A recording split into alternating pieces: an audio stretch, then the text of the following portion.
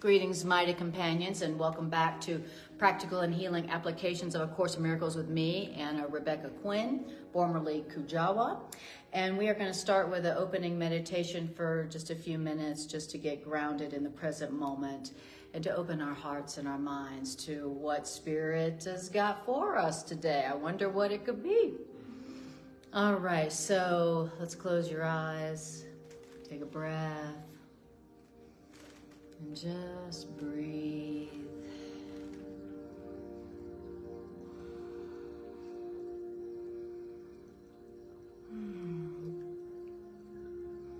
And let's begin by instructing our minds to come out of the past, which is gone.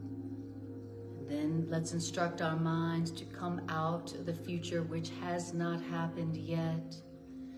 And let's invite our minds to come and rest in the present moment now, where our minds can rest and open and heal. The present moment feels so good. Finally, our minds can rest.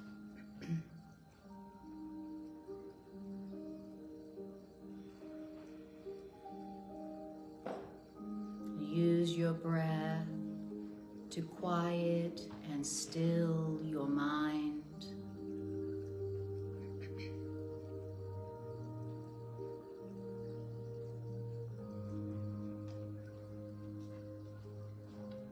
In quiet are all things answered.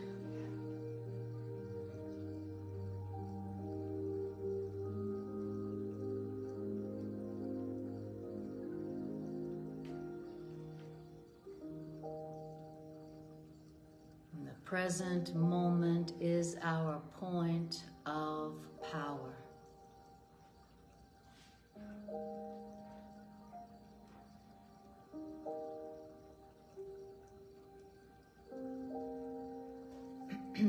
What does it feel like to just be here right now, where you are?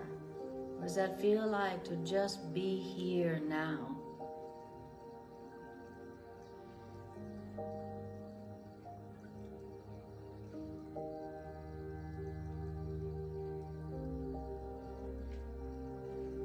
To help us to be here now, let us remind ourselves that there is nowhere else we need to be, nothing else we need to be doing, that all that we could need for peace and joy and healing and inspiration is here right now within us, just waiting to give us everything that our Creator has already given to us in our creation. We need do nothing now.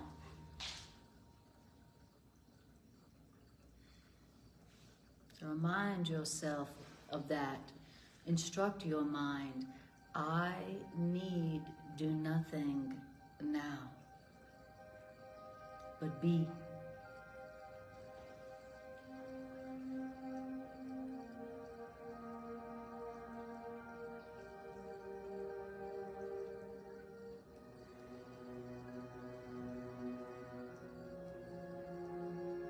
Tell yourself, I need do nothing because I already have everything. And I am everything as I was created by love.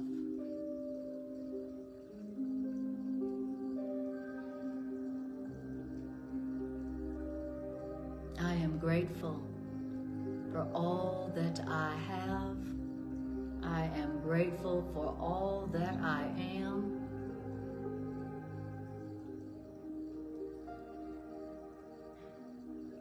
Truly, the gifts of God are mine, now and forever.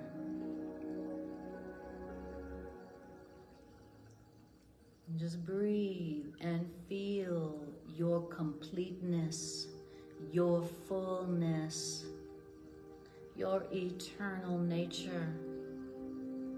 Feel it. Breathe it in.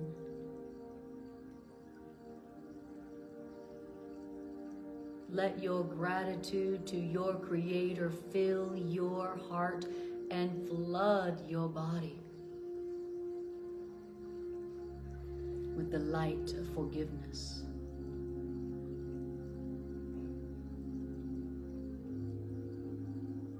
There is no lack. There is no death. There is no aloneness. For we are one self, united with our Creator, at one with every aspect of creation.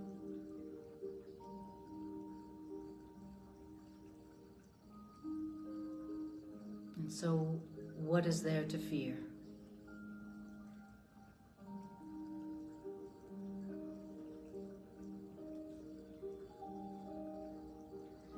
So for a moment, let us tell ourselves the truth and practice accepting it.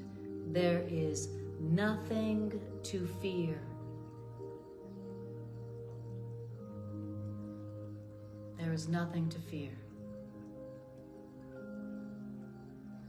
For there is no lack, and there is no death, and there is no loneliness in creation.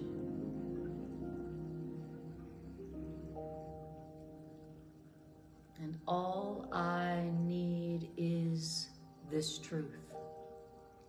I am in need of nothing but my own acceptance of this truth.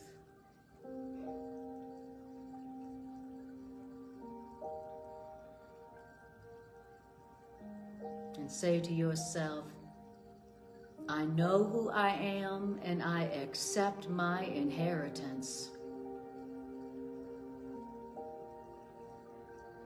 I know who I am and I accept my inheritance.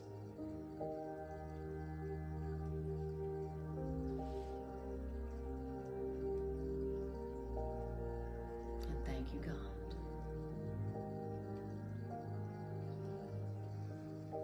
All right, and take a deep breath and yawn and stretch. Bring your awareness back to the room, back to your body. Yummy, yummy, yummy. Hi, Todd. Look, I say yummy, yummy, and you appeared out of nowhere. What'd you say? What'd you say? What they say. That's usually not what they say. Just say yummy 3 times and Todd appears. See? It's like, well, you know. Well, see what A Course in Miracles has done for you? So. Hi, Carol. Beautiful. All right, you guys. Well, where we're going to be today is in the teacher's manual in question number in section number 4 of the teacher's manual. It's called What Are the Characteristics of God's Teachers? And it's the first section in that, and it's called Trust. So go to number 4 in the teacher's manual and then move forward to the first characteristic of God's teachers, called trust. All right. Beautiful.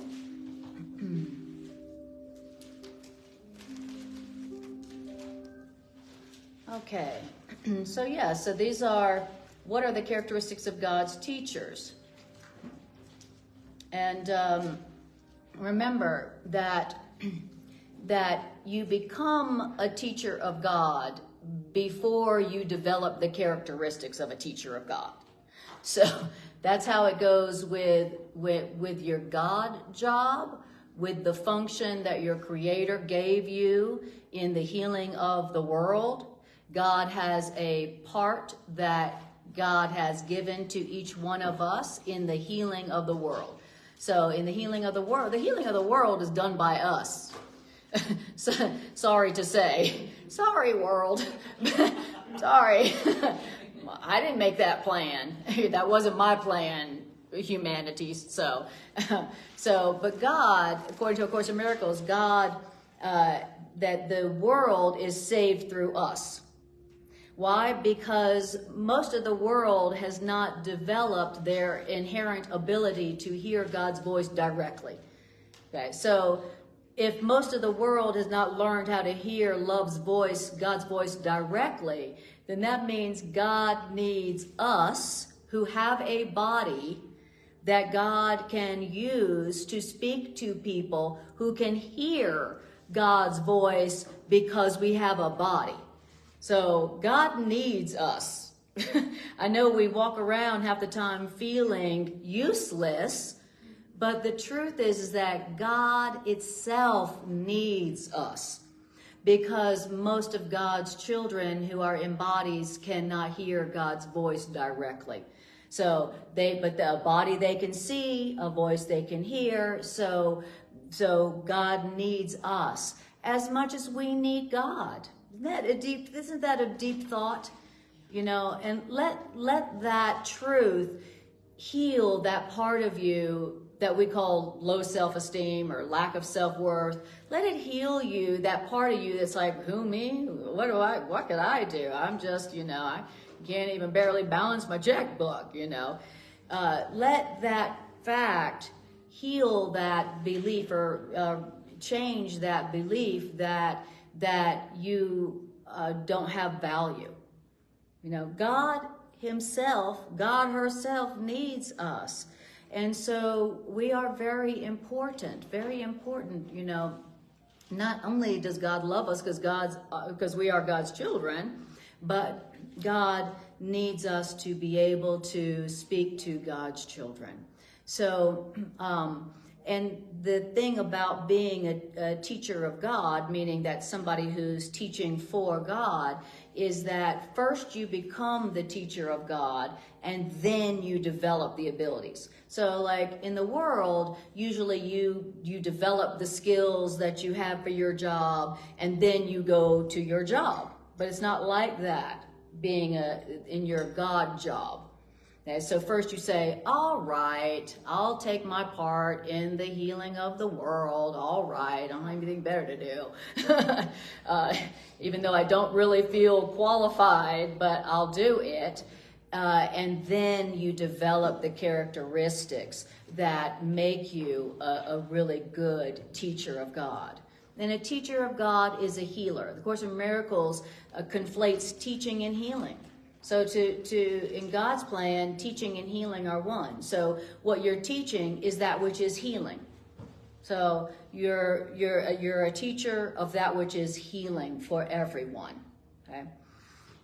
The first characteristic of a teacher of God, the first characteristic that we learn to develop so that we can help humanity to wake up is the characteristic of trust. Trust, okay?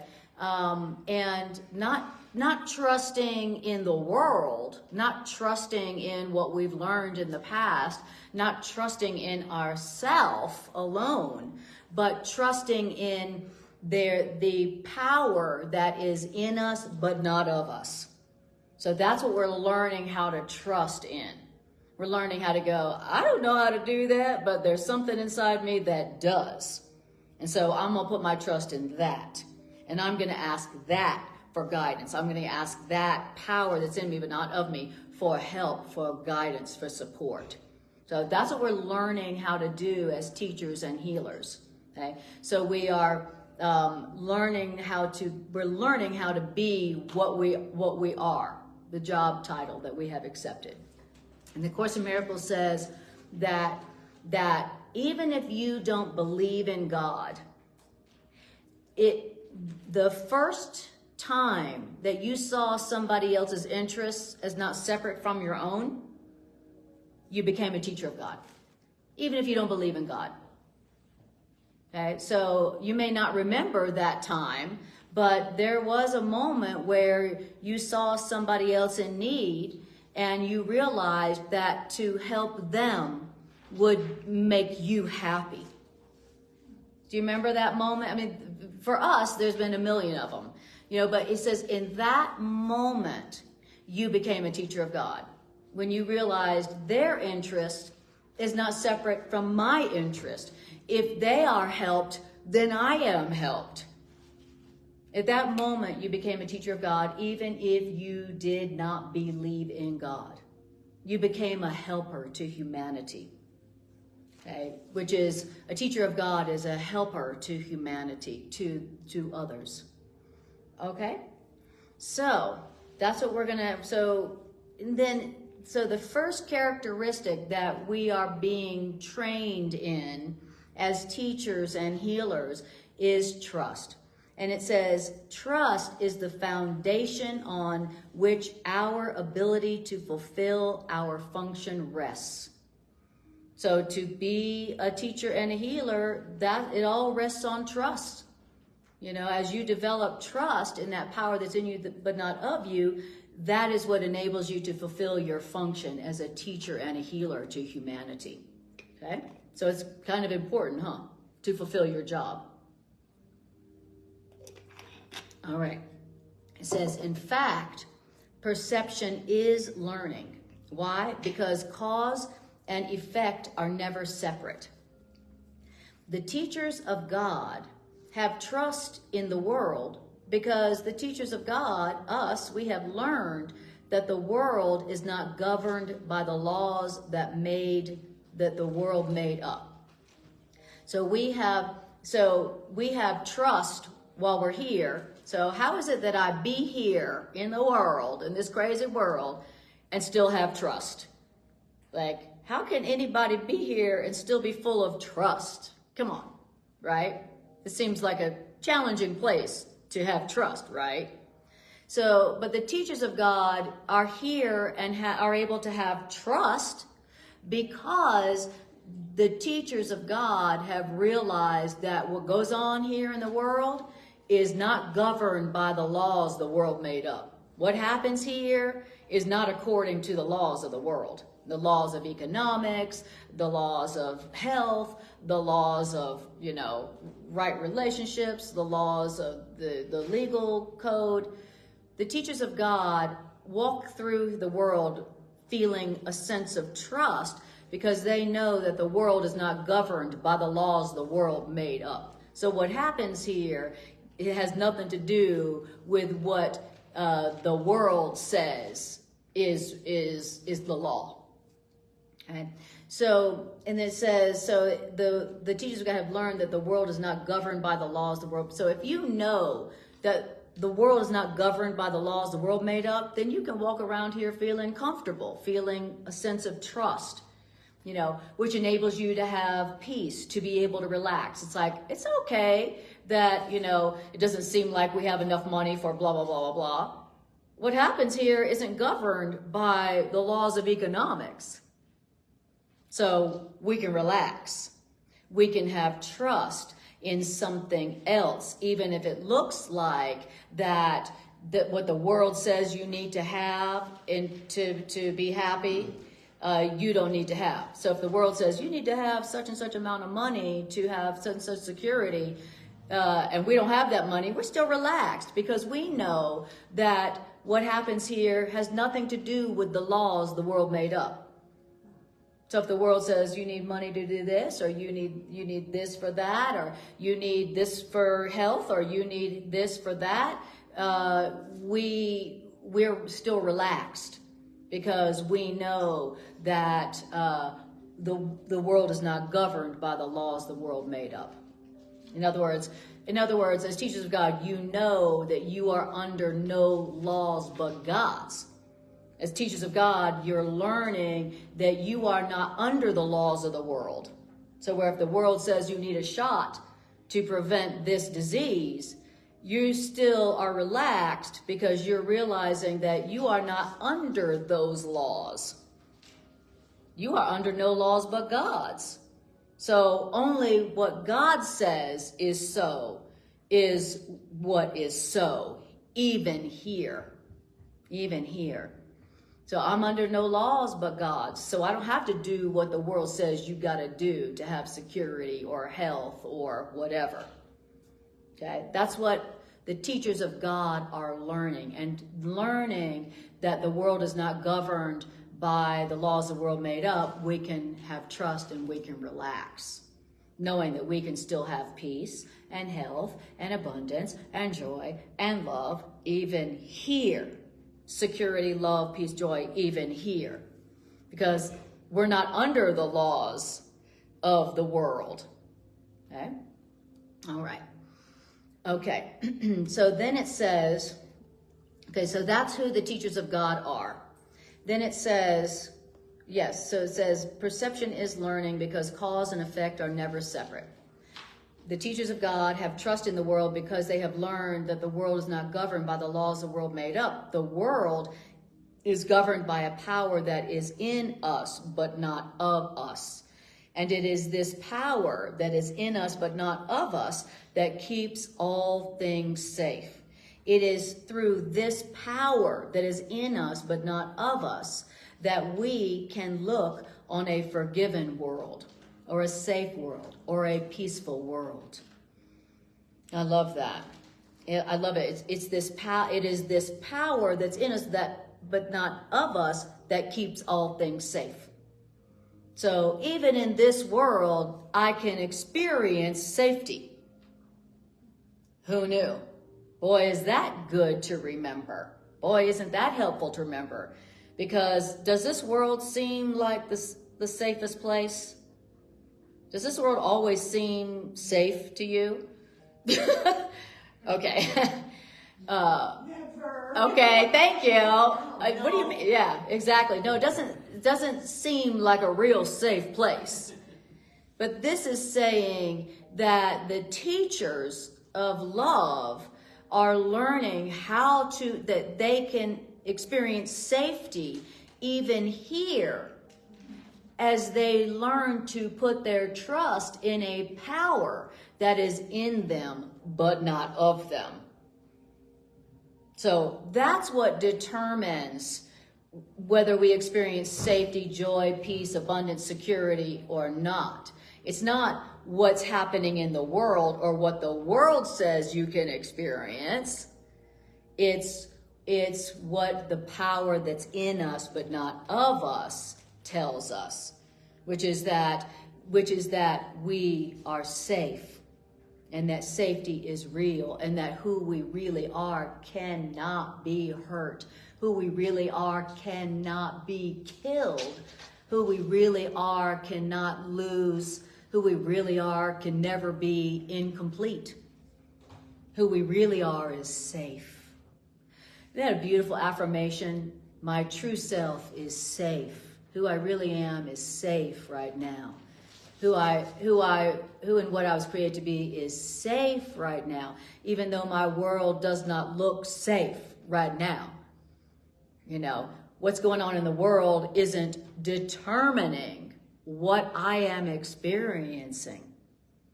That's what the teachers of God are learning and teaching. Isn't that beautiful? Yes. Something that's in me, has that power. And what I'm hearing is what's in me is the ability to trust. Yeah. And I have that, my ability to trust gives power to false or the real. But I have that ability, that power, where I'm going to put my trust. That's right. Exactly.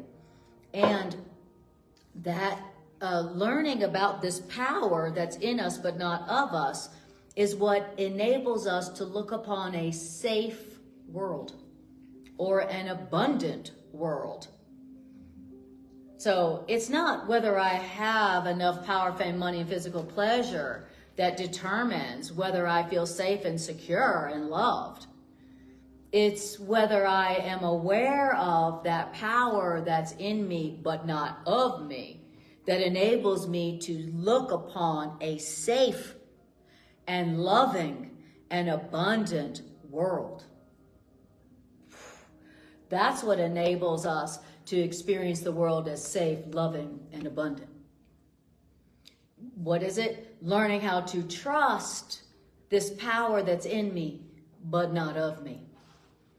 Okay, so we're learning how to stop trusting in the world, stop trusting in other people. We've been placing our trust in money, power, people, places, things. You know, if I just get the right things and the right people and the right situations, then I'll be safe and I'll be happy and I'll be loved. That's what we've been putting our trust in. And it has not led to us looking on a safe and loving and abundant world. But our experience of the world isn't coming from the world. It's coming from whether we are trusting in something that is powerful and trustworthy and real, a real power, or if we've been putting our trust in something that is not powerful and is not real. So we're learning how to place our trust in something that is real and that is powerful enough to enable us to experience the world as safe and loving and abundant. That is so good to know. That is so helpful to me, because I don't like the feeling of being terrified of my world. And you know what I mean? This world, if you are not trusting in the power that's in you but not of you, you are going to be terrified of your world. It is going to terrify you. And chew you up and spit you out. You know, this world was not made by love. I don't know if you noticed, but this world was not made by love, right? If love made this world, you wouldn't, number one, be born into sin, you know, and number two, if this world was made by love, you wouldn't have to earn your right to live. You know that phrase, you got to earn your living? No, you only have to earn your living in hell. You only have to earn your living, your right to live in a place that was not made by love. Only love would say, you got to earn, only ego would say, you have to earn your right to be alive. And you have to earn your right for your children to be alive. Is that not the most cruel thing you ever heard? Welcome to earth. You're born in sin, and now you have to earn your right to live. And if you don't earn your right to live, neither will your children live. But have a nice day. Good luck. But this world isn't governed by the laws the world made up. So even though the world says you got to earn your living, you got to earn your right to live, you're not under that law. Even if the world says that's what is the law, you're not under those laws. You know, you are putting your trust in a power that is in you, but not of you. Okay, that's what we're learning how to do. As teachers of God said, yeah, I'd like to learn how to do that. You know, that sounds like a great idea. I'd like to learn how to do that. And the Course in Miracles has told us that the only way to learn how to do that and to have that experience here is to teach it. You know, so teachers of God are teaching others so that they can learn it themselves. It's not like teachers in the world where it's like, no, I'm just teaching you this because I know it. That's the teachers of the world. Teachers of God are like, I got to teach it to learn it, you know, which keeps the teachers of God humble. You know, I'm not teaching this because I've mastered this. I'm teaching this because I got to teach it in order to learn it. And what I have to teach in order to learn is that what keeps me safe and abundant and joyous and happy is trusting in a power that's in me, that's inside of me, it's in me, but it didn't come from me. There's a power that's in me, but it didn't come from me. I didn't make up that power. It's not my power. Okay. So Yes. all the franticness in the world, like yesterday I was someplace in the skies, moving to Australia in case Trump gets elected. And all of that. Like when you have this presence, do you almost appear crazy? Like do people think you're delusional? Oh, absolutely. Like, oh, yes. So Oh, yes, yes. Listen. Kind of at peace. Do people sort of think like? Yes. Just recently, I had someone, a family member, literally tell me when I was speaking, this, but, in the language I thought they could understand, they said, "You are delusional and you are paranoid." And then they hung up on them. They hung up on me. Wow.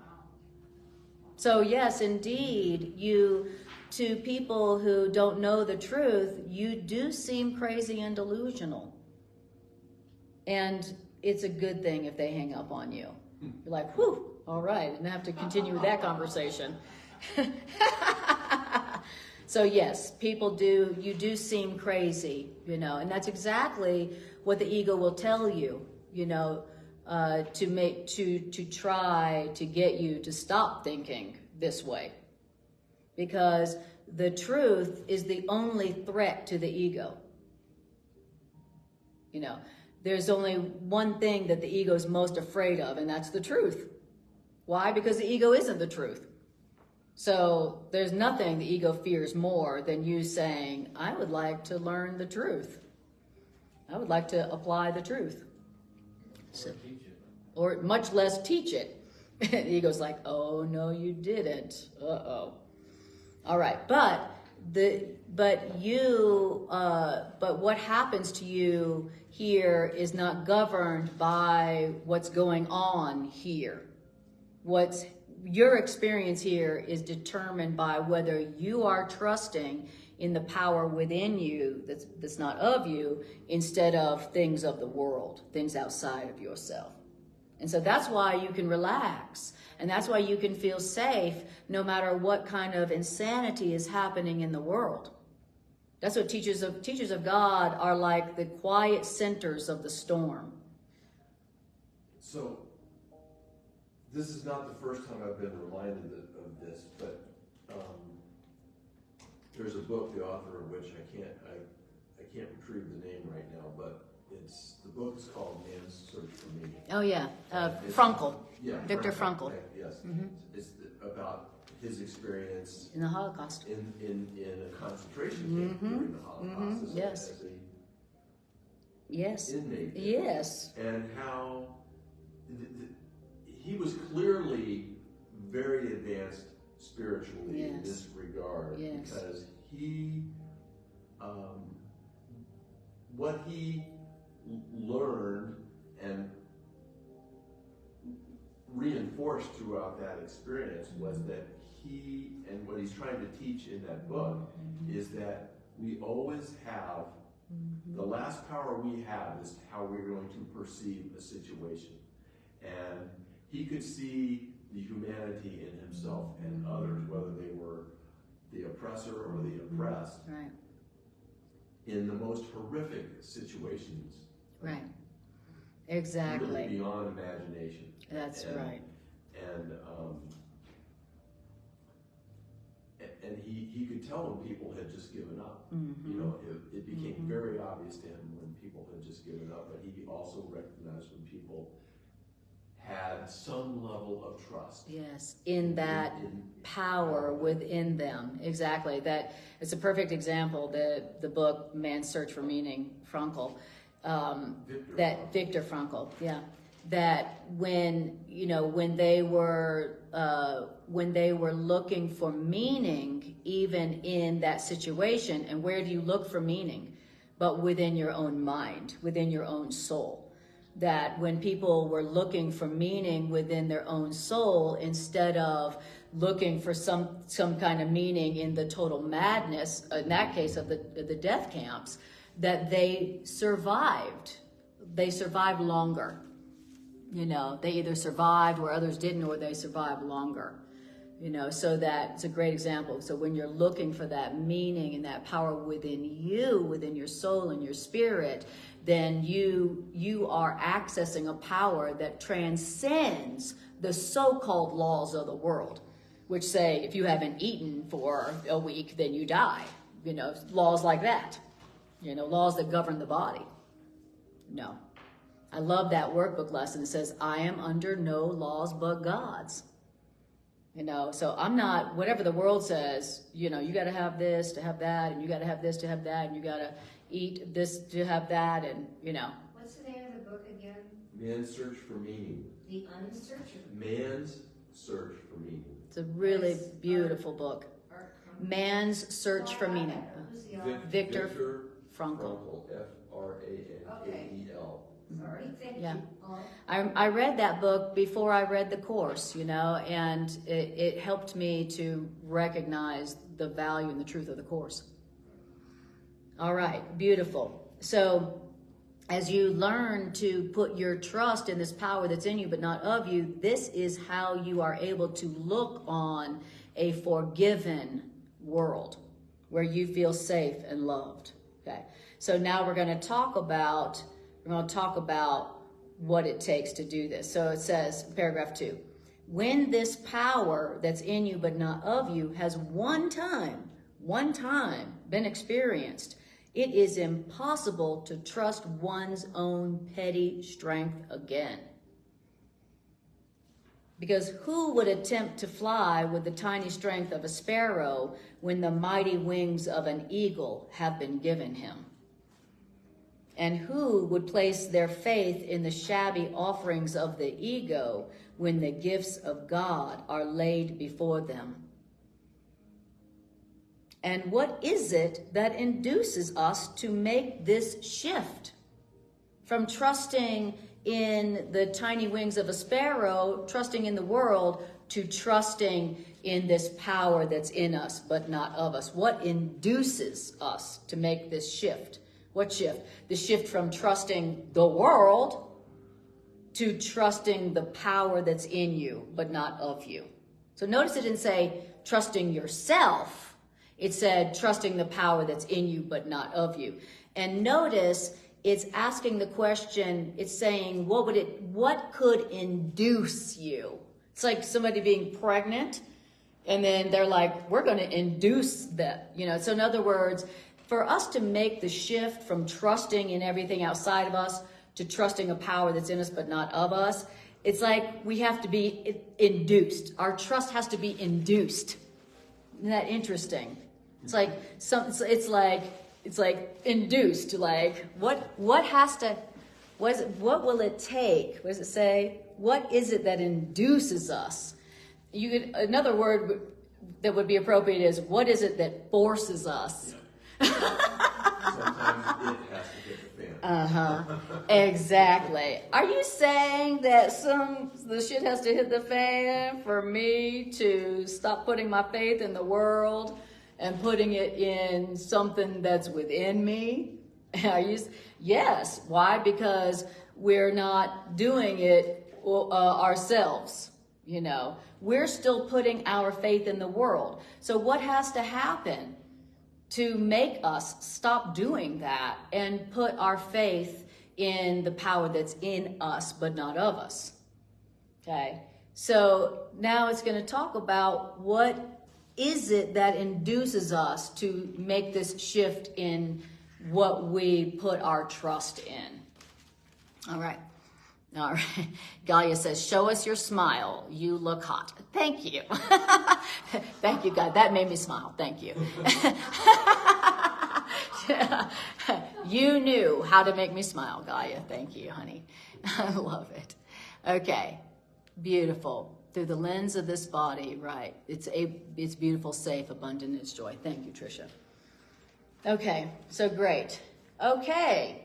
So the first thing that has to happen to induce us, to force us to shift putting our trust in the world and other people into the power that's in us is, first, we must go through what might be called a period of undoing. Oh, Okay, now then it says, so first we have to, a period of undoing is going to help us, induce us to stop putting our trust in people, places, and things and put it in that power within us. Now, this period of undoing need not be painful, but it usually is so experienced. Why? Because in this period of undoing, it seems as if things are being taken away. And in this period of undoing, it is rarely understood initially that it's their lack of value. Their lack of value is merely being recognized. Okay. So in the period of undoing, it seems like things are being taken away. Have you ever gone through a phase in your life where it seems like things are being taken away? You lose a relationship, you lose a job, maybe you lose your health, maybe you lose a friendship. You know, anybody ever experienced that period of undoing? You're like, that's all I've experienced. About a whole lifetime of it. That could be a period of undoing. My whole life's been a period of undoing. It's a time when things seem to be being taken away, and at first, when it's happening, you don't realize that what's really happening is that you are just recognizing the lack of value of that person, place, thing, job, relationship, health condition, etc.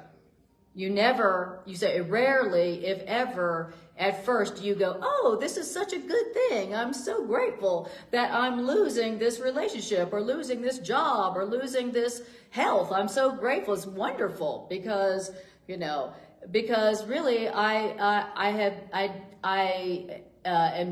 it doesn't have any value anymore. Okay. So that happens very rarely understood at first. This is a good thing, right? Last time something was taken away, did you go, oh, this is so helpful, I'm so grateful? Last time that relationship ended, or you lost the job, or you lost something, rarely at first do you go, this is helpful, this is great, wonderful. Yeah, rarely, if ever, initially do you recognize what's the true value and helpfulness of what's happening. Okay? It says, so what's its value? Why is what's happening valuable? It doesn't feel like it's valuable, it's scary. Well, it's because how can the lack of the value of that thing be perceived as valueless unless you, the perceiver, are in a position where you have to see that thing in a different light. So, what's valuable about losing something or something being taken away from you is what's valuable about it that you don't recognize at first. It's that until that thing was taken away from you, you weren't in a position where you could recognize that, hey, that was hurting me, or hey, that wasn't loving me, or hey, that wasn't good for me, right? So until that thing is taken away, you don't have the perspective by which you can go, oh, that's so wonderful. That thing was hurting me. That person was not loving me. That person was not perceiving me correctly. That job was a limit to my creative potential. So until you lose that job, you aren't in a position where you could see how it was limiting you, for instance. So at first you don't recognize the helpfulness of it, but it has to be taken away from you so that you can see that it really wasn't helping you. And you were just holding on to it out of fear or out of guilt, which is not a helpful thing, All right. So, and it says that's why it's helpful, and that's why the first phase is a period of undoing where something seems to be being taken from you. Now, it says, you are not yet at a point at which you can make that shift of trusting the power that's in you entirely internally. Okay, you were not yet at a point at which you can make that trust shift entirely internally. And so the plan for your happiness will sometimes call for changes in what seems to be external circumstances. And these changes, these external changes, are always helpful. And when you have learned this much, oh, that change was helpful, or somehow this change is helpful, then you go on to the second stage of developing your trust. The second stage where your trust is being induced to shift from the external to the internal. As long as your trust is in the external, then you're going to have to go through some stages. You're going to have to go through the plan for you to shift your trust from external to internal. The plan has to call for changes in the external so that you can stop putting your trust so completely in the external. It's like, for instance, you know, I've like you have had relationships where that person left. They left, and it was very painful. And at first, I did not see how that would be helpful. But only as that relationship seemed to be taken away could I realize I had been putting my trust in that person. I had been believing, as long as that person stays, and as long as that person changes like I want them to change, then I'll be safe and I'll be happy. Anybody recognize that? Okay. Oh, no. Okay. All right. I don't know what you're talking. You're crazy and delusional and paranoid. Goodbye. And so wherever it is that we have been putting our trust in the external is where we're hurting ourselves and limiting ourselves without realizing what we're doing. And so this God's loving plan for our healing is all about us learning how to put our trust for love and safety and security in the power that's within us but not of us. And so how are you going to get to trust the power that's in you but not of you until the external things you've been trusting in are taken away? So we're like, how could you do that to me? And then we go from that. Once we go, okay, that was helpful. Then we go, thank you, God. Thank you, God. And then the person that they went to after they left you, then you send them flowers. You go from like, how could you have abandoned me? I'm devastated, to, oh my God, I'm sending their new partner flowers. You see the difference? You see the shift? But had that person not left me, had I not lost that job, I would have never been induced to start putting my trust for peace and power and love and security in the power that's in me, but not of me. Do you see? But I had to be induced to make that shift. Right? And so I went from a sad, hurt, and abandoned, and how could you, to thank you, God, for that. All right?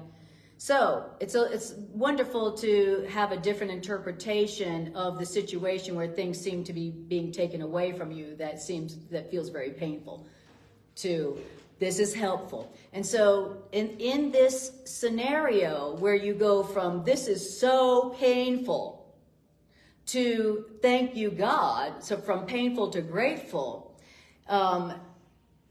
it says, so what induces us to do that? I forgot what I was going to say. All right. My ego did not want me to say whatever that was. I think it's recognizing that this change is helpful. Exactly. And that you when you shift from painful to grateful is when you say, somehow this is helpful. Somehow this change is helpful. You go from painful to grateful when you say, somehow this is helpful, even if you don't see how it's helpful. Which And that's where the trust comes in. Somehow this is helpful. I'm trusting that, even though I don't see how this is helpful right now. Somehow this is helpful, and that, it says when you go from this, somehow this is helpful, then you go on to the next stage of the development of trust. So that's what we want to be saying. If you're in that period of undoing where you are experiencing pain from something that seems to be being taken away, the first thing that you want to say to yourself over and over and over and over is, somehow this is helpful.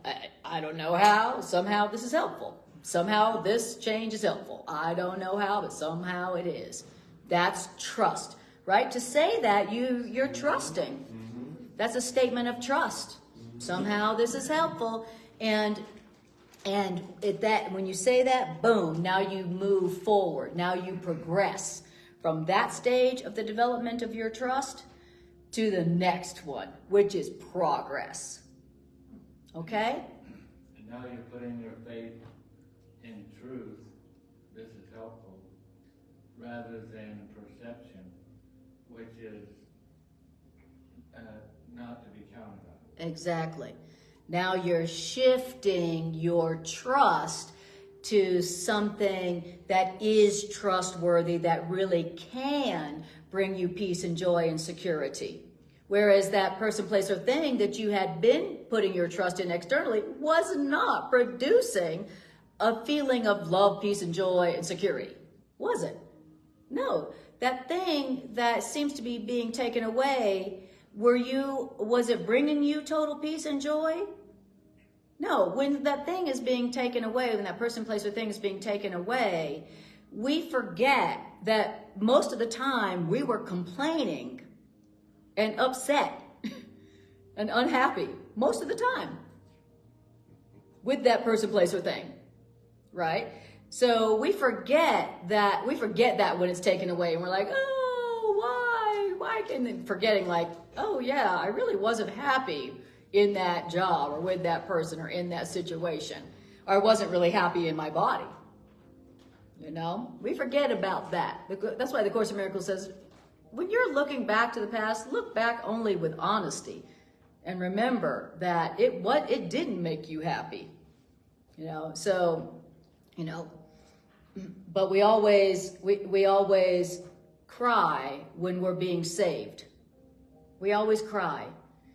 And we say to God, how could you do that to me? I love that somewhere in here he talks about it's like we're the petulant child who screams and cries when the scissors is taken away. Exactly. Even though they might hurt themselves with it. Exactly. It's a perfect example about the child who's running with scissors, who cries and screams and throws a tantrum when you take away the scissors, even though that child would have hurt themselves with their scissors. That we're that child.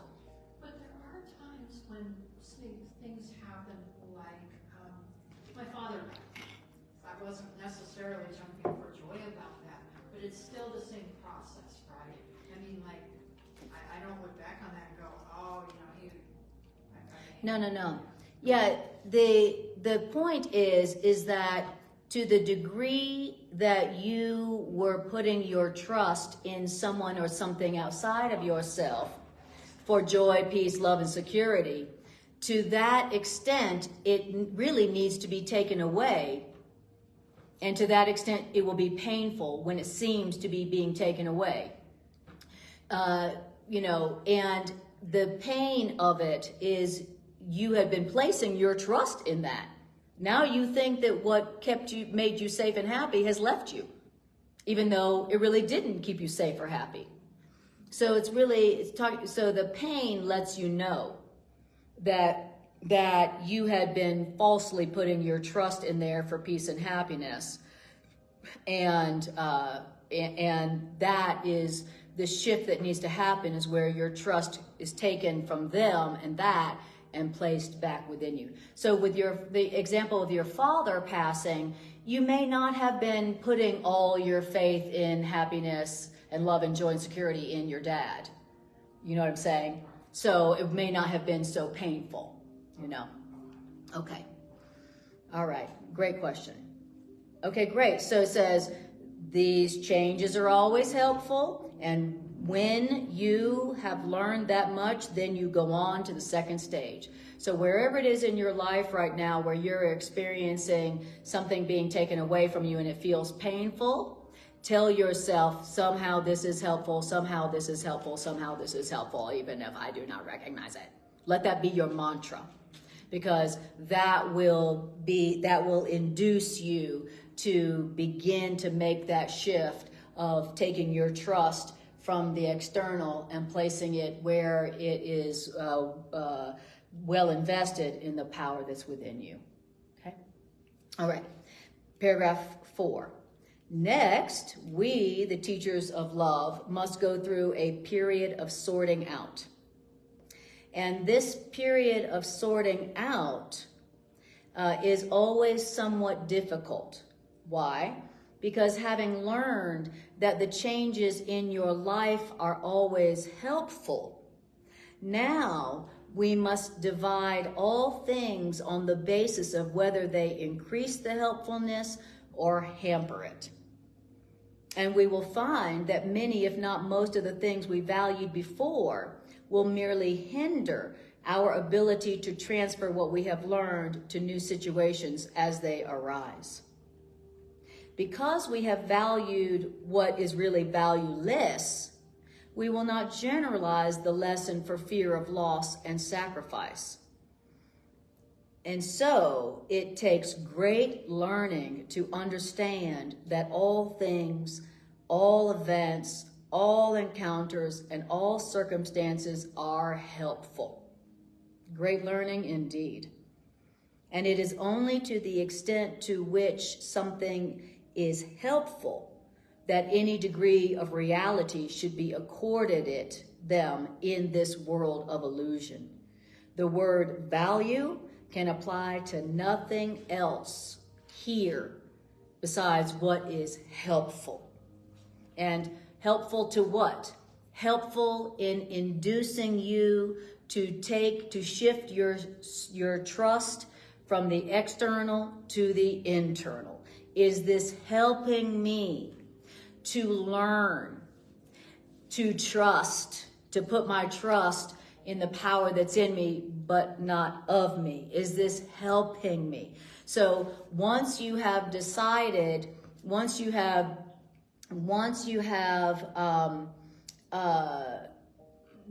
done stage 1, then you go on. Then you have to sort through everything. Okay, so it's like any time that we've gone through a big change or a big shift that felt painful. Okay, let's say it was a death or a divorce or a health condition where it seems like something was taken away from us and it was very painful. After that, what now, when you look at your life, you're like, I need to do some sorting out in my life. Now, it says, now you go through where you're going to look at your life and see what's really valuable. You know, I'm sure you've experienced this, like after a death in your experience, after some kind of something, tragedy or feels trauma, afterwards you're like, okay, you know, what did it do? It helped me to look at my life and remember what is really valuable, right? Don't we often say that after a death or after a significant loss of some kind? We often say it makes me understand what really is valuable in life. And so this is the next stage of the development. After things are taken away from your life and it feels very painful, the next thing is like, okay, well, what is valuable in my life? What is helpful? Okay? Yes? Speaking of value, can I back up to the sentence?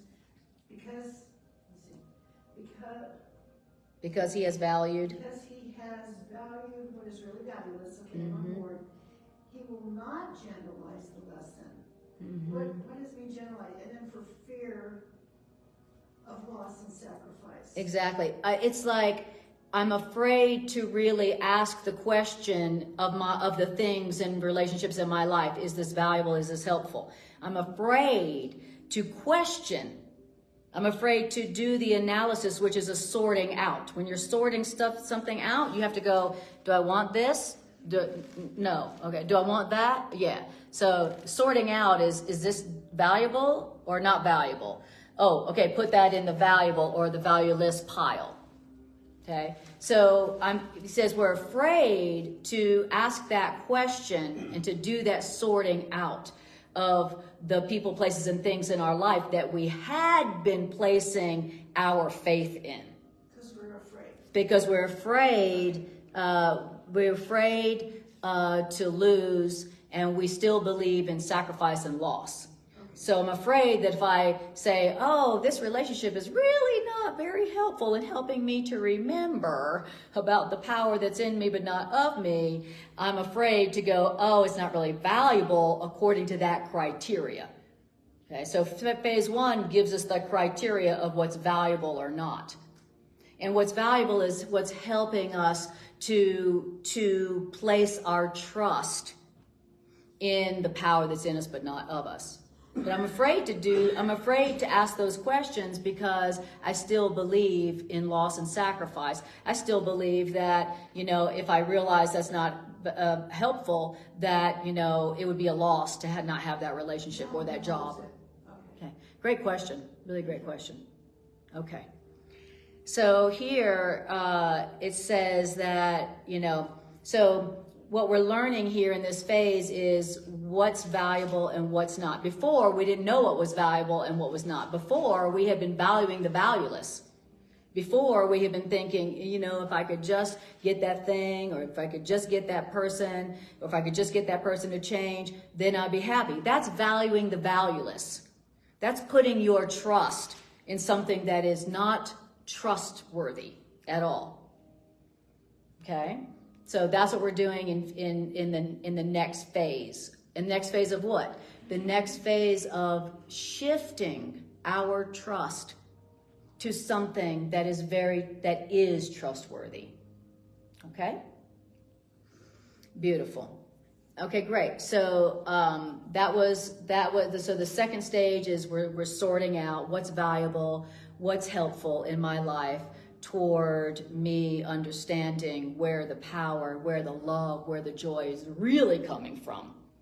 Is my power, love, and joy really coming from them or my job or what? Okay, that's what we're doing in the second phase. Okay, any other questions or comments before we go on to paragraph 5? All righty, great. The third stage through which we, the teachers of love, must go can be called a period of relinquishment. If this phase is interpreted as giving up the desirable, then this phase will engender enormous conflict. Few teachers of God escape this distress entirely. There is, however, no point in sorting out the valuable from the valueless unless the next obvious step is taken. The third step, where you got to give up, relinquish what you realized was valueless, this third step is rarely, if ever, begun until the second is complete. Therefore, the period of overlap is apt to be one in which you feel called upon to sacrifice your own best interests on behalf of truth. And you haven't realized as yet how wholly impossible such a demand would be. You can learn that God's plan for your happiness can demand no sacrifice of your truth, your best interests. You can learn this only as you actually do give up the valueless. Through actually do giving up the valueless in your life, you learn that where you anticipated grief, you find a happy lightheartedness instead. When you actually do give up the valueless, where you thought something was asked of you, you find a gift bestowed on you.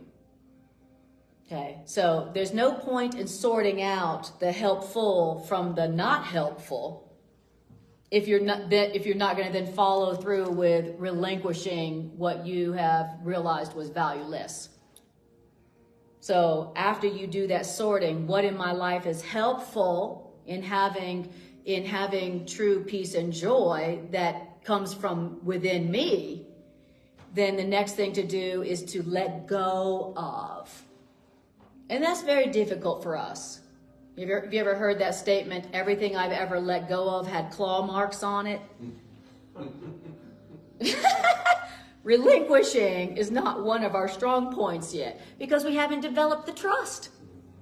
Because if you haven't developed the trust that all the love, power, joy comes from within you, then you're going to have trouble letting go of something. But there's no sense in going, okay, what in my life is helpful to me in learning this truth and applying these truths and manifesting and living this truth that the power, love, and joy is within me. The only way to really get that is to, after you've said this is not helpful toward that, actually relinquishing it, letting it go. But we're afraid to let things go because we believe in loss and sacrifice. And in this phase, it may appear to us that sacrifice and loss is being demanded of us for our own best interest. It may look like that, like I didn't want to lose that relationship, but apparently God took it away from me in my own best interest. If he says something being taken away from you like that he says that's impossible. Okay. He says, you haven't realized as yet how wholly impossible it is that you would be called upon to sacrifice your own best interests on behalf of truth. In this phase, you're like, I'm having to sacrifice my own best interest on behalf of truth. And he's like, that is impossible. You'll never, God is not asking you to sacrifice your own best interest on behalf of truth. In other words, it's not true that truth demands sacrifice and loss of you. Truth is just trying to liberate you from what you are, how you are poorly investing. The experience of lack and loss and poverty comes when you are investing poorly.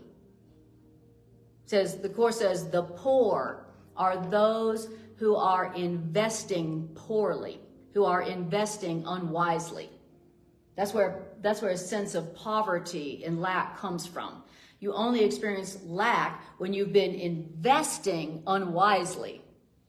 And that's what we've been doing. We've been investing our trust in people, places, and things outside of us.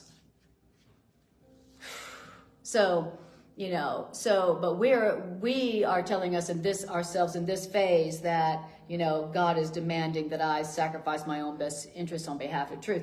Truth is not telling you that you need to give up and lose anything that is valuable and helpful and good. Truth is just trying to get you to stop investing so poorly, so that you can know that you have everything already. Okay? Beautiful. And you can only learn that you have it all in you now. All the love, all the joy, all the peace, all the security. You can only learn that you have it within you now by actually giving up and relinquishing what does not give it to you, where you had been searching for it fruitlessly. Only as you let it go, stop trying to control it. Let it go. Only then do you go, oh, I didn't need that. I have all the love and the joy and the abundance and power within me now. But you never know that until you let go of where you thought it was. I think one of the confusing things for me over and over and over again in this life is incorrectly associating happiness with the person or the thing or whatever. That I'm making this strong association, and that's why it's so painful to let it go. Is because I'm locked in this association. Yes. And so one of the things that this is trying to get us to do is just what you said, is recognizing that happiness that I thought I was getting from that person, place, or thing was really just a reflection of how much joy I was letting myself experience through my association with them. Yes. And that's not the only way for me to experience it. Exactly. But being in a human body and being dependent on senses, my external focus, it's hard to break that pattern. Right. It's constantly being reinforced that it's out there. Yes. It's constantly being reinforced that the happiness, peace, love, joy, and security is out there. And that's why it seems that the plan calls for that person, place, or thing to be, quote, taken away. Because, it's hard. We've been so programmed to believe that if I just had the right person, the right situation, the right fill in the blank, that I would be happy and I would feel secure and I would have love, so it's, and truly, we're so programmed to that unless it is taken away, we will never come to that awareness of where the love and peace and joy really are. We would never come to that awareness by ourselves because we've been so programmed and conditioned to believe that happiness comes from something outside of ourselves. And so we go from hurting, how could you do this to me, person, place, or thing? How could you do this to me, God? To thanking God that person, place, or thing was taken away so that we could realize that we had it all along. So that, and now you're really strong. Now you're really happy. Now you're really in love. Now you're really healthy, and now you're really secure because you know that happiness and security and joy goes with you wherever you go. So now you actually are happy and secure and healthy and abundant wherever you go. Wow. Because that thing was taken away, and then you were able to see that you didn't need it. Oh, it's the Wizard of Oz thing. It's the Wizard of Oz revelation. Oh, I had it all along. Right? But you wouldn't know that unless it was taken away. So this is the process of the developing of your trust in that power, that love, that joy, that abundance that is within you and all along. Okay? And notice how this process, so far, there's not much in it that feels good. So far. So if you are going through a process right now where things seem to be being taken away from you, then know that something good is happening. Know that something helpful is happening. Know that you are on the way. You are on the journey now to the experience of experiencing yourself in a way that you never experienced yourself before. Like powerful, joyful, happy, abundant, regardless of what's happening around you. And doesn't that sound like a big improvement? So put your trust in that if you are going through one of these difficult phases. All right. Okay. Any other questions or comments? Okay, I'm going to stop here. There's other stages. There's a period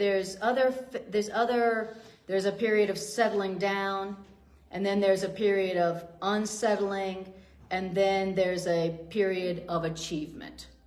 Okay, So notice how they all don't sound very comfortable or joyful.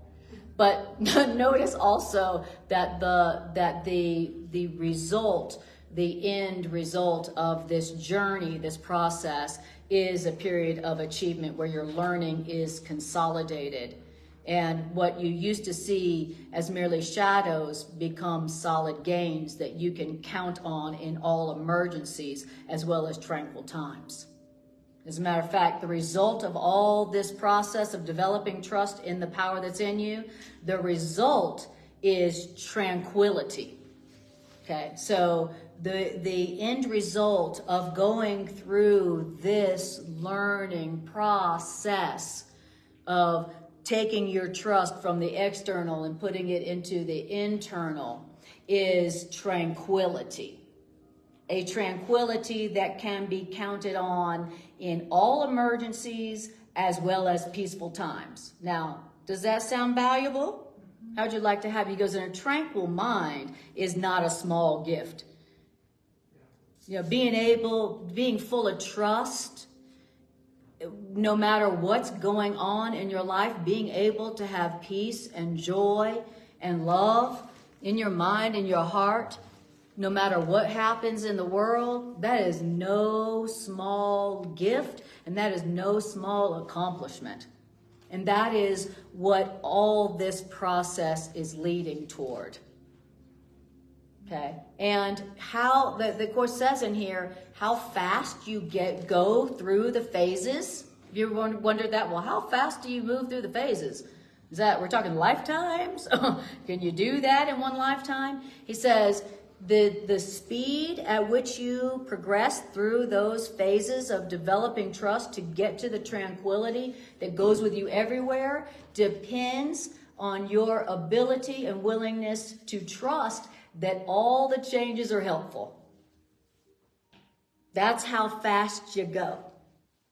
You know, if this phase where something's seems to be taking away is painful and you don't like it and you want to speed it up, that's the way to do it. Go, this is helpful. Even if I don't recognize it, somehow this is helpful. And that's what determines the speed. So if you want to speed up the process and move through that painful part faster, that's the way to do it. You know, yeah. I would like to encourage you to pick this up again next All week. right. Okay, good. Because all right. I am getting a lot out of this. I have probably read this section more than any other section in the book, and yet I'm getting more out of it again tonight. Beautiful. Me too. Absolutely. This is the section that I go to whenever I am going through something where it feels like a painful loss. This is the one I go to. And when people come to me and they are going through a period of their life where things seem to be being taken away, you know, very unsettling, this is the one I take them through, you know, in our counseling sessions, because it enables you to see the so-called loss and the pain of it in such a way that enables you to learn. You know, the pain is because you're not learning what is your goal to learn. You're here to learn. You're here on earth to learn that there is a power within you that's not of you, that can carry you through storms and strife with peace. That's why you're here, to learn that. And the pain is our resistance to learning the truth that sets us free. You know, you could experience something being taken away and go, well, thank you, God, you know, but, you know, our resistance to seeing the truth is where the pain comes in. Our unawareness of the truth, of what's really happening, is what's producing so much of the pain, you know. And the pain is coming because I've been investing my trust in something that is not trustworthy. It doesn't produce joy, love, peace, and security. And so I'm having to learn, oh, that doesn't work to produce joy, peace, love, and security. You know, so that's what the lesson is, that all the joy, peace, and love and security that we desire and that we deserve and that have been given us by God are within us now, and nothing can take that away, and you can't lose them. That's what we're here to learn. That's what we're here on Earth School to learn. And when you learn that, oh, I have it all. I am everything. I can't lose. I can't die. Then you graduate from Earth School. You're like, yeah, graduate from Earth School. Right on. Yeah. Bye, sweetie. Okay, to learn we have it all already. Yes. Exactly. And the pain, it comes from, well, I don't want to learn that right now. I want to put that off. I don't see the truth that it's within me, that I can't lose it. Okay? I don't know that truth, and that's why the loss of people, places, and things here is painful. But if I knew the truth, it wouldn't be painful. And if I wasn't placing my trust in something that wasn't worthy of my trust, then I wouldn't be experiencing pain. I wouldn't be experiencing pain. When people and places and things left, I would be like, oh, I guess I learned that lesson. Oh, wonderful. I'm so grateful. Thank you, person, place, or thing. Thank you for that beautiful gift. Thank you. I would be grateful when things changed. Okay? I resist change. I'm afraid of change. I find change painful because I don't know the truth. And I'm here to learn that truth. And when I do, I graduate. Okay? All right. So let's do our there you go. The basket's there. Thank you for your love offering. Let's just take a couple of minutes, and for our integration meditation, I'm going to read one of the pieces in my book that seems fitting right now, and it's called What to Remember When Your World Breaks Apart at the Seams.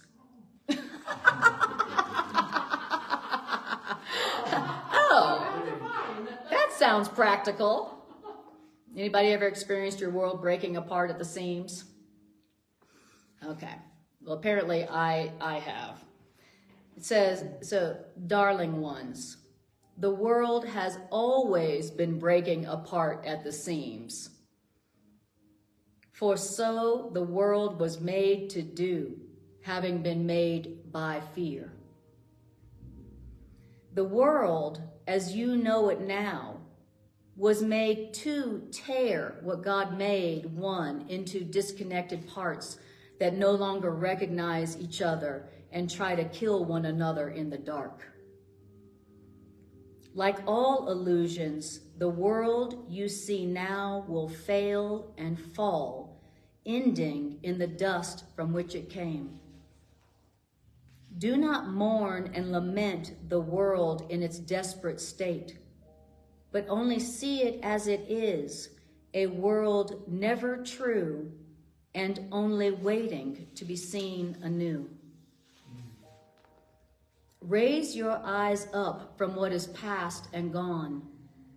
Look up into a world your body's eyes could never find, the world just beyond war, where no fear stalks.